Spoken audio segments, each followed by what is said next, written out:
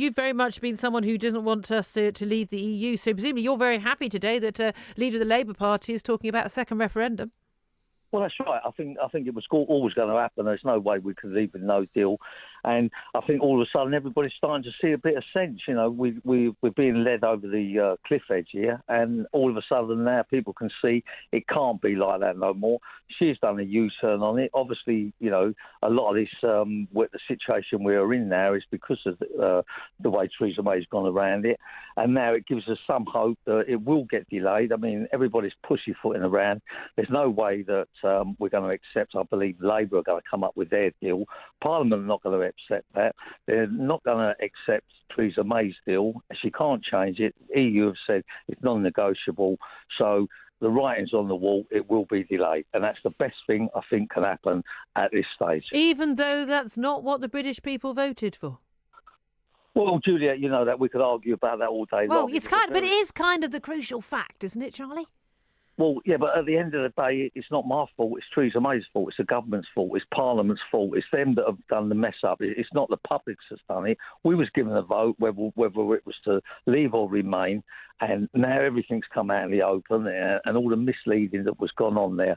Now at least we're back to a level playing field. We can renegotiate and maybe take this uncertainty away in business, because at the moment it's absolutely destroying everything out there as far as business goes. 17.4 million people were very sensible people who fully understood what they were voting for. No, they didn't. That is absolutely demonstrably not the case. Of course it's not the case. So you're going to insult the 17.4 million? No, Mr. Edward, quite clearly I'm not going to insult the 17.4 million. Stop fetishising them.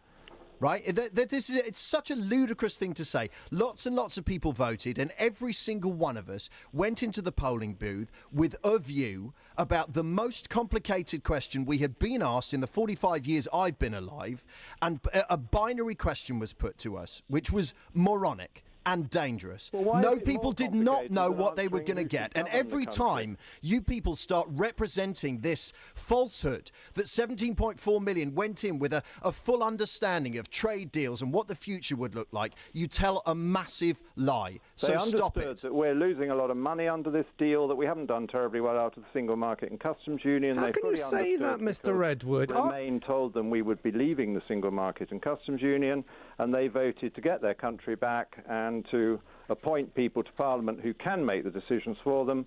And the advantage they have with that is if we make a mess, they can throw us out and choose a better lot, and that is a democratic process. Well, they could do the same with MEPs. But they don't control the whole show. Everybody is in control, and nobody is in control of the EU. When you look at the Commission, the Council of Ministers, the European Court... Much the same as the civil service that we have here. There are so many institutions, many of them not directly accountable to the British electors. A bit like the House of Lords and the civil service. Jeremy Corbyn is making a terrible, terrible mistake. Working class Labour voters in key seats voted to leave. Every Labour MP, like, by the way, every Tory MP, stood at the last election in 2017 on a manifesto promise to respect the result of the 2016 referendum. If you're not planning to respect the result of your manifesto pledges, then perhaps you shouldn't stand for election, or perhaps you should stand for election again. So my message to Jeremy Corbyn, and indeed anyone in the Tory party trying to get a second referendum, is, well, the 2016 referendum didn't come about out of thin air. It came about after, not years, but decades of campaigning by Eurosceptics. It came about after two manifesto pledges from David Cameron, the 2010 and the 2015 elections. And he only got a majority in 2015 because he promised to deliver a referendum on the European Union. We had that referendum, and we had the result, and we've yet to enact it. So if you want another referendum, I suggest two things. Either you wait until after the result of the last referendum is enacted and campaign to return to the EU, in which case, good luck with that. Or we hold a general election and you stand on a manifesto clearly stating that you don't believe that voters got it right last time round. You don't believe that voters' decisions should be respected, and that it's time for the people to have a second say. And if you want to stand on that manifesto and you get elected, then by all means hold your second referendum. Otherwise, you should respect the result of the one we've already had. At a time like this, at a time when, yes, no cadet at all, with uncertainty and with difficulties, changing our place, not just within the EU, but in the world. We need political leadership. We have none. We have right now two party leaders in Theresa May and Jeremy Corbyn who are unprincipled, dishonest, cynical, devious, inadequate, incompetent political pygmies. British voters deserve better. I think Brexit has been damaging to our democratic institutions and our processes, in part because of some of the things which happened during the referendum campaign itself, some of the lies that were perpetrated, Project and Fear, the manipulations. Yeah. So I'm afraid I don't think it's been a very good exercise in democracy. So why would a second referendum be any better? But I think we're probably in agreement for once that this process and the desirability of trying to bring it to an end is that we ought to try and do that, and that our democracy will suffer if there's a continuing uncertainty. But if I may say so, as an advocate of a second referendum, that is exactly what I'm trying to do, because if people wish to leave the EU on the terms negotiated by the Prime Minister, and they are at the moment the only terms available for departure. No, they're not. No deal is a terms of departure. No deal is not a term of departure. No, it is not, because it is unlawful. I keep on making this point. No respectable modern government which is adherent to the international rules-based system, can offer no-deal departure as a viable option because it violates other international obligations of the United Kingdom. And this is so fundamental a point that no respectable government can do it. Now, if people how come you stood on a manifesto? You stood on a manifesto that stated no deal's better than a bad deal. You didn't raise this issue with your constituents and say, well, actually, this promise in my party manifesto is completely illegal. I did. I have never adhered to no deal being better than a bad deal. No deal breaches our other international legal obligations, in specifically to Ireland under the Good Friday Agreement. They are incompatible. So if people want to have a no-deal Brexit, let us have a general election. Let us elect members to Parliament who wish to violate our international obligations. And if you want to do that, that is a new world for the United Kingdom to move into. I might add a further step in our general disintegration as a nation, and we probably won't survive it as a United Kingdom at all.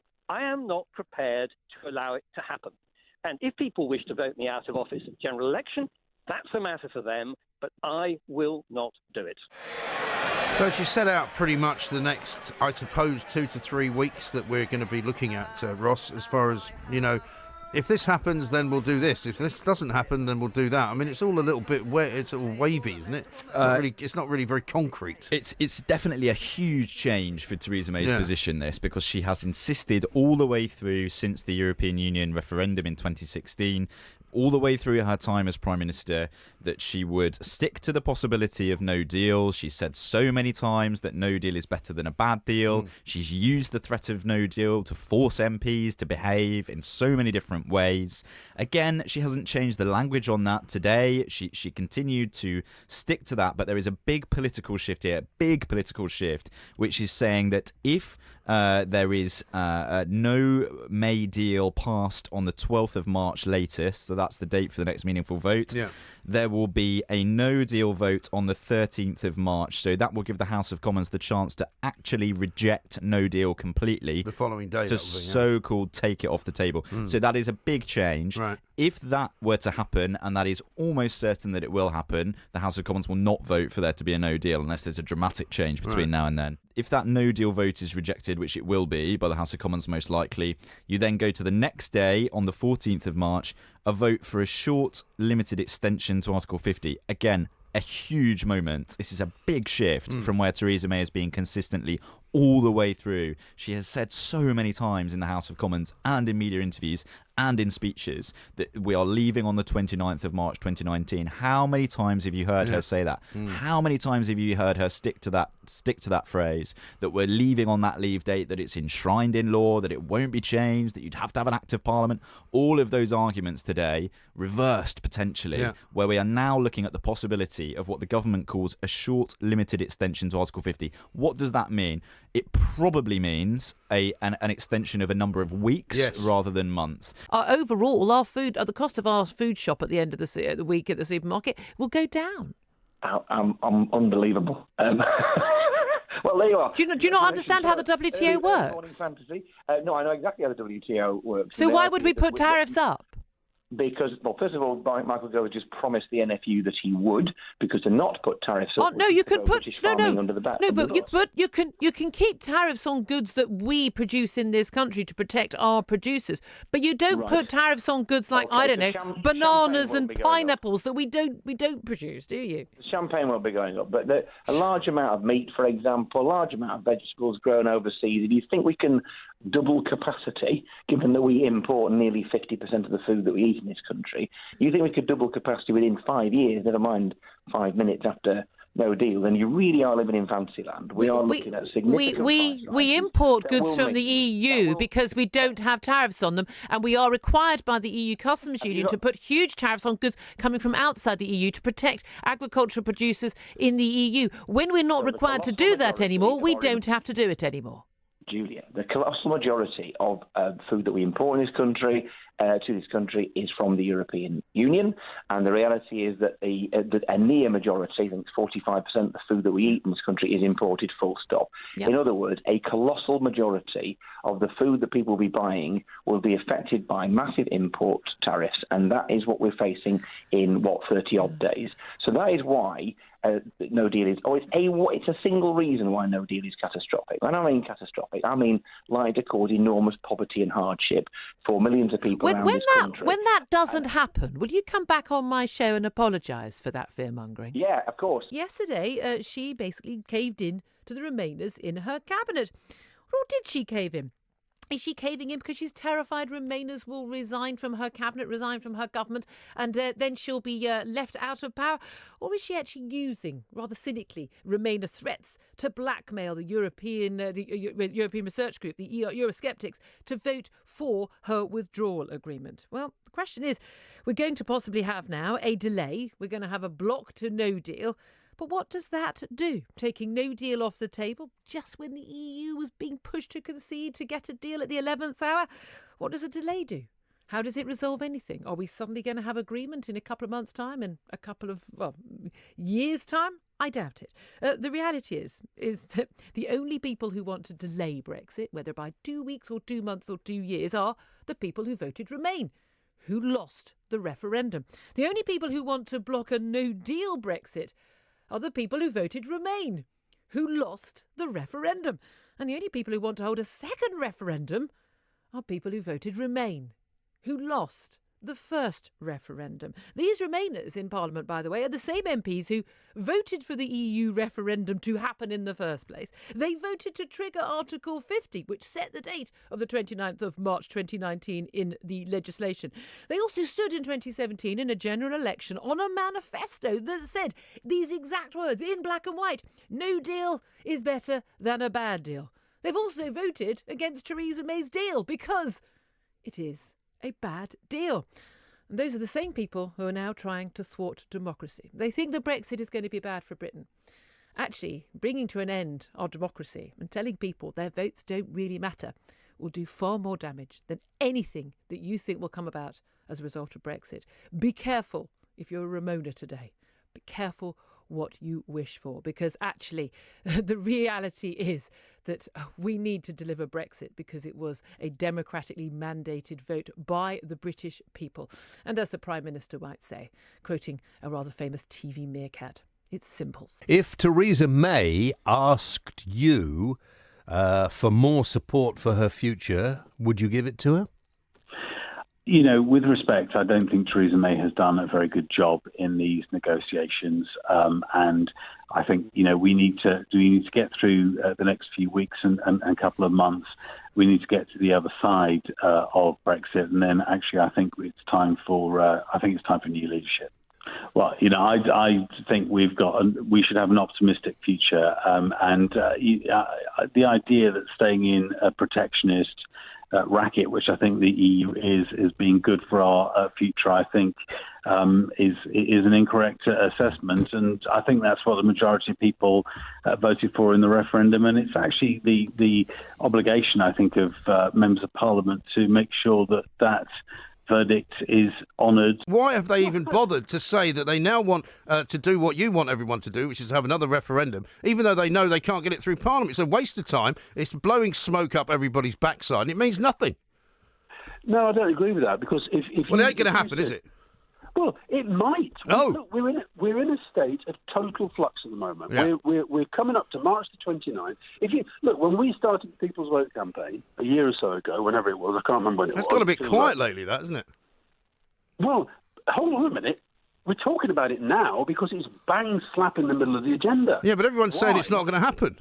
No, you're saying it's not going to happen. No, I'm not the only one saying it. Wait a minute, and I would agree with you that, I mean, for example, the reason why it wasn't put to a vote a couple of weeks ago was because it was obvious it was not going to win. I have always felt that once people face up to all of the choices of whatever Brexit is going to mean, being either so far removed from what was promised that it's undemocratic not to put it to a further test, or undeliverable, then I think there is a very fair chance that Parliament decides, do you know what, we've not been able to resolve this, we're going to put it back to the people.